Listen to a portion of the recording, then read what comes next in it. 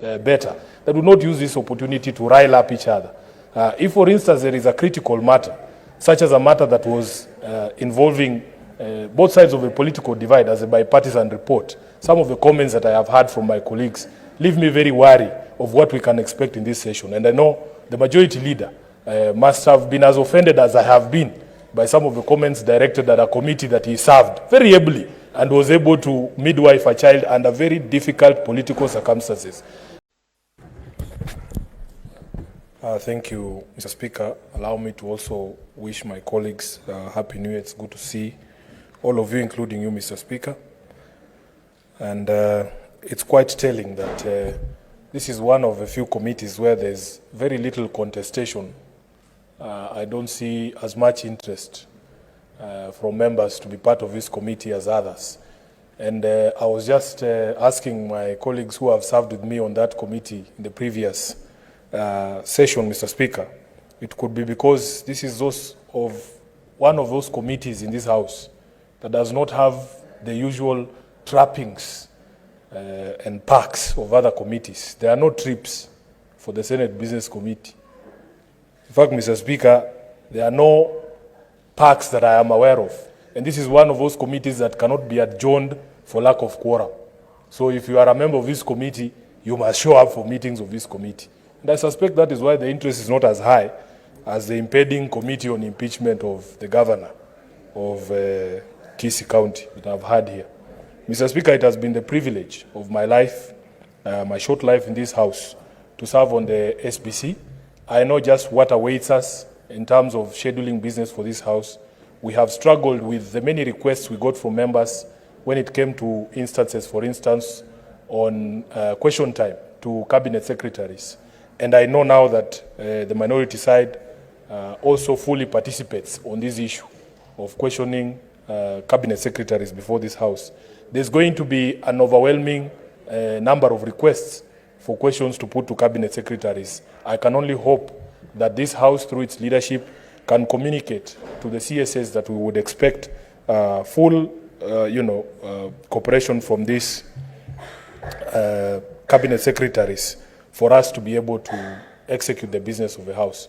Mr. Speaker, I may be the only one, but every time you flip a calendar, the expectation is that you will turn a new leaf in your life also.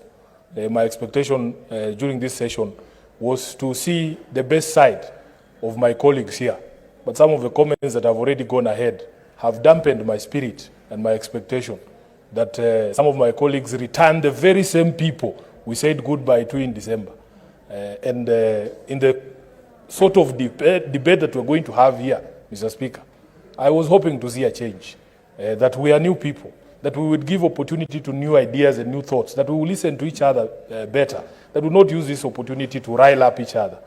If, for instance, there is a critical matter, such as a matter that was involving both sides of a political divide as a bipartisan report, some of the comments that I have heard from my colleagues leave me very wary of what we can expect in this session. And I know the majority leader must have been as offended as I have been by some of the comments directed at a committee that he served very ably and was able to midwife a child under very difficult political circumstances. Mr. Speaker, also last year we had cautioned that as a House we should not be preempting our own business, so that people should not be anticipating debate and making comments that lend themselves to some of the attacks we have received as a House, that matters come here when there is already a predetermined outcome. It has broken my heart, Mr. Speaker, for people to speak about business that might come before this House in a manner that suggests that decisions have already been reached. Even before we are seized of those matters, it is quite heartbreaking that indeed some people turn the calendars in their houses, but they never turn a new leaf in their own lives and in their own conduct as elected leaders. Mr. Speaker, I want to reiterate my commitment as a member of this, proposed member of this committee, that in fact, if approved by this House, I will dedicate my time as required to be able to conduct the business of the SBC and some of the things that, because the proposed members have not gotten to speak, ordinarily we shouldn't speak, is that, Mr. Speaker, we make other sacrifices to be members of the Senate Business Committee. You have seen in other instances members argue oh, so-and-so is on 4 committees, so has too many committees, and they start with SBC as if it is a regular committee.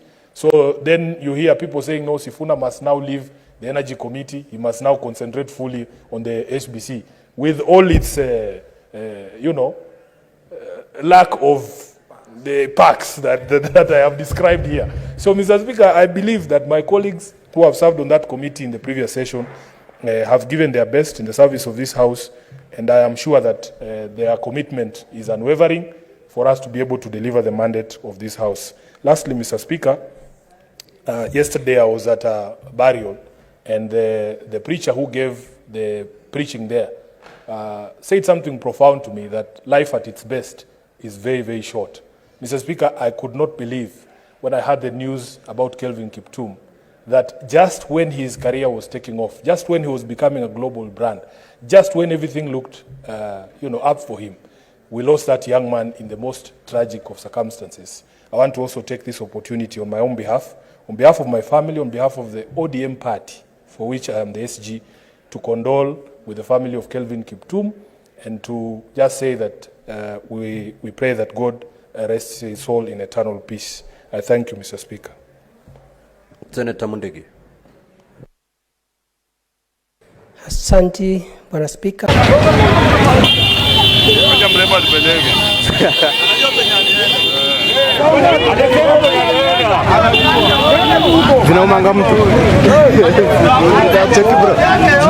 Namba yangu ni 0794 93 1650 ni 0794 93 1650.